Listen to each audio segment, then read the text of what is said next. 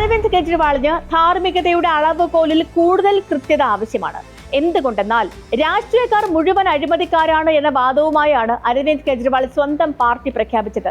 സംശുദ്ധ രാഷ്ട്രീയം വാഗ്ദാനം ചെയ്താണ് ആം ആദ്മി പാർട്ടി നിലവിൽ വന്നതും. വിവരാവകാശ പ്രവർത്തകൻ എന്ന നിലയിൽ അഴിമതി തുറന്നു കാണിച്ചാണ് നേതാവിന്റെ ആ കരിയർ തന്നെ കെട്ടിപ്പടുത്തത്. റിലയൻസ് ഗ്രൂപ്പിൽ നിന്നും സർക്കാരുകൾക്ക് കിട്ടിയ സംഭാവന അഴിമതി പണമാണെന്ന് ആരോപിച്ചാണ് കയ്യടി നേടിയത്. അതേ കെജ്രിവാളാണ് മദ്യവിതരണക്കാരിൽ നിന്നും പണം കൈപ്പറ്റി എന്ന ആരോപണം നേരിട്ടത്. പാർട്ടിക്ക് ലഭിക്കുന്ന ഓരോ പൈസയുടെയും ഉറവിടം ജനങ്ങളോട് വ്യക്തമാക്കാൻ കെജ്രിവാളിന് ബാധ്യതയുണ്ട്. മറ്റു പാർട്ടികൾ വാങ്ങുന്ന പണവും ആം ആദ്മി പാർട്ടി വാങ്ങുന്ന പണവും തമ്മിൽ അതുകൊണ്ട് തന്നെ അജഗജാന്തര വ്യത്യാസം ഉണ്ടാകണം. ധാർമ്മികതയുടെ അളവുകോൽ വെച്ച് നോക്കിയാൽ അരവിന്ദ് കെജ്രിവാളിന്റെ അറസ്റ്റും ജയിൽവാസവും ഒക്കെ ന്യായമാണ്. പക്ഷേ അതേ ന്യായം BJPക്കും NDA പാർട്ടികൾക്കും ബാധകമാകുന്നില്ല എന്നിടത്താണ് ഈ പ്രശ്നം. ഇപ്പോ NDA ഘടകകക്ഷിയായ TDPയെ നോക്കൂ. ചന്ദ്രബാബു നായിഡുവിനെതിരെ ഡസൻ കണക്കിന് കേസുകളാണ് ഒരു വർഷം മുൻപ് വരെ ഉണ്ടായിരുന്നത്.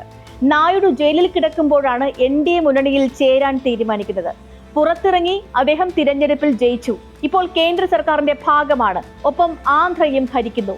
പഴയ കേസുകൾ പോയ വഴി പോലും കാണാനില്ല. വ്യക്തിപരമായി ചന്ദ്രബാബു നായിഡു സമ്പാദിച്ച കോടികളെ കുറിച്ചായിരുന്നു ആ കേസുകളെല്ലാം. ഭാര്യയുടെയും മക്കളുടെയും പേരിലുള്ള കമ്പനികൾക്കുണ്ടായ അഭൂതപൂർവമായ വളർച്ചയെക്കുറിച്ചായിരുന്നു അന്വേഷണം നേരിട്ടത്. പാർട്ടിക്ക് പോലും വേണ്ടി പണം വാങ്ങിയെന്നല്ല, നായിഡു സ്വന്തം നിലയ്ക്ക് സമ്പാദിച്ചു എന്നായിരുന്നു ആ കേസുകൾ. ഇപ്പോൾ കേസുമില്ല, അന്വേഷണവുമില്ല. ഇതാണ് സെലക്റ്റീവ് അംനീഷ്യ അഥവാ ചിലതുമാത്രം മറവി എന്ന രോഗാവസ്ഥ. അങ്ങനെ ഒരു രോഗാവസ്ഥയിലുള്ള സർക്കാരാണ് പുതിയ ബില്ല് കൊണ്ടുവരുന്നത് എന്നതാണ് ആരോപണം.